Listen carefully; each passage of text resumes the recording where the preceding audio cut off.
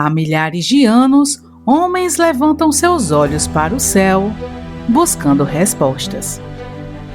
Alguns viam apenas estrelas, outros viam deuses, outros viam um calendário e outros acreditavam estar olhando para o destino da humanidade. Mas, e se a maior parte do que pensamos saber sobre signos tiver sido construída ao longo dos séculos?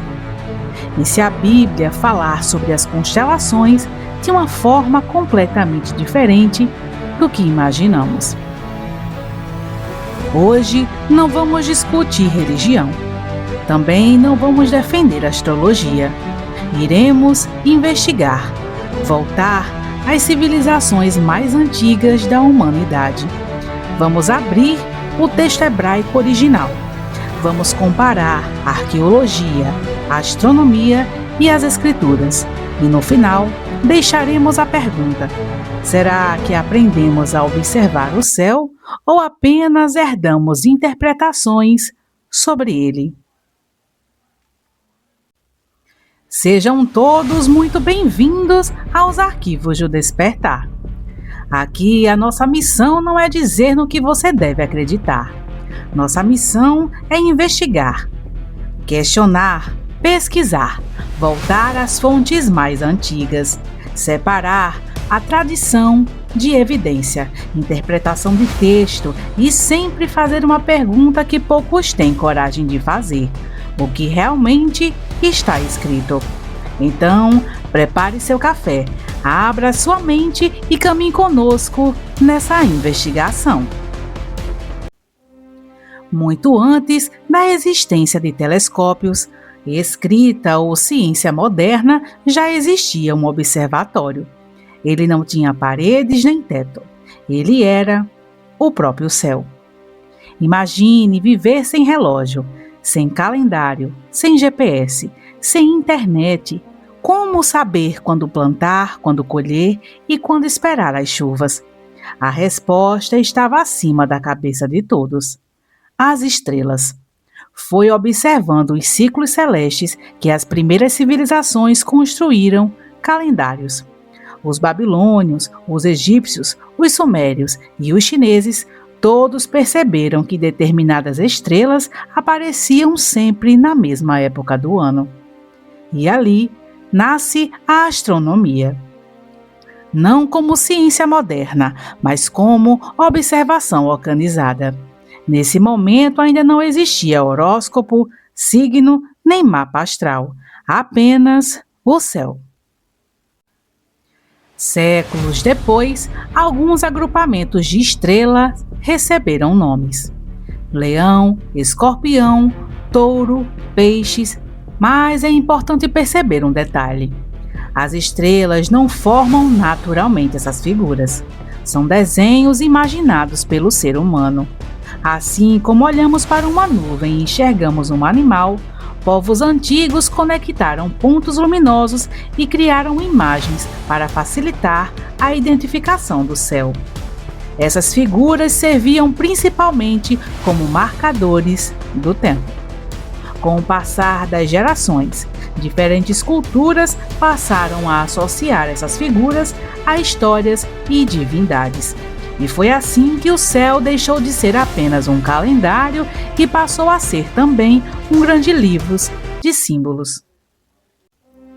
Daí, quando vamos mais fundo, chegamos a uma pergunta: a Bíblia conhecia as constelações? E a resposta é sim. E isso costuma surpreender muita gente. No livro de Jó aparecem vários nomes associados a grupo de estrelas. Isso mostra que os autores bíblicos observavam o céu.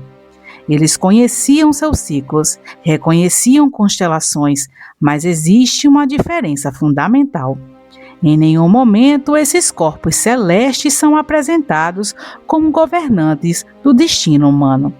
Eles fazem parte da criação, mas em nenhum momento ocupam o lugar do Criador. Agora chegamos a um detalhe extraordinário. No relato da criação, Gênesis não diz inicialmente as palavras sol nem lua.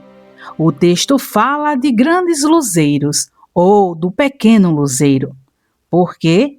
Uma interpretação bastante discutida é que o autor evita destacar os nomes ligados aos cultos das nações vizinhas e enfatiza a função desses astros. Eles iluminam, marcam tempos e estações, servem à criação, mas não são deuses. Mesmo quando o restante do mundo divinizava os astros, os textos bíblicos os apresentam como criaturas. Daí fica o questionamento: realmente o céu influencia a Terra?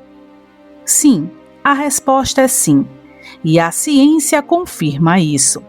A Lua influencia as marés. O Sol sustenta a vida por meio da luz e do calor.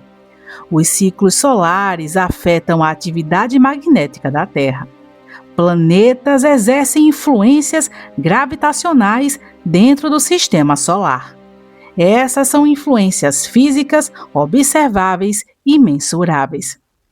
Outra afirmação, porém, é dizer que a posição das constelações do nascimento determina a personalidade ou destino de alguém. Isso, até hoje, não há evidências científicas robustas que sustentem essa ideia. E a pergunta que não quer calar é: a Bíblia realmente condena a astrologia? Muitas pessoas imaginam que a Bíblia condena observar o céu. Mas essa não é uma questão principal. Os textos bíblicos criticam a adoração dos astros, a sua atribuição e autoridade espiritual a eles.